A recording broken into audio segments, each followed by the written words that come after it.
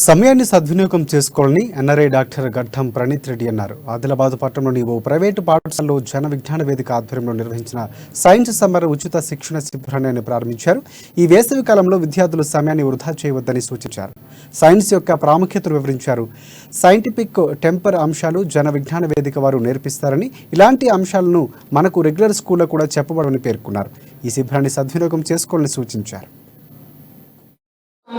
గొప్ప ముందడుగు వేస్తుంది ప్రపంచంలో.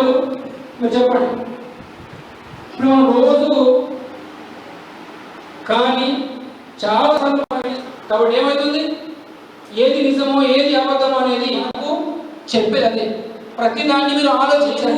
తినేటప్పుడు మీరు చూసారు, ఎప్పుడు గడి తినేటప్పుడు చూసారు, రాసుకో కనుక గాలి మొత్తం పూర్తిగా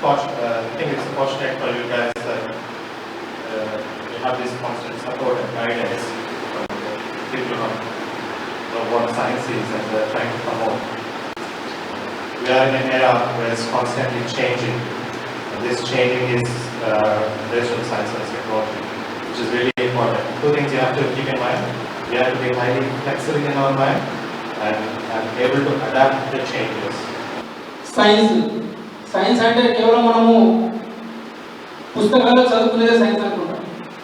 క్లాసులో చదువుతున్నాం, అది సైన్సే. దాంతోపాటు మన చుట్టుపక్కల ప్రతిరోజు ప్రతి అడుగులో మనకు సైన్స్ దాగి ఉంది. కాబట్టి ప్రతి అడుగులో మనం ఆ సైన్స్ పరంగా శాస్త్రీయంగా ఆలోచించే విధానం నేర్చుకోవాలి.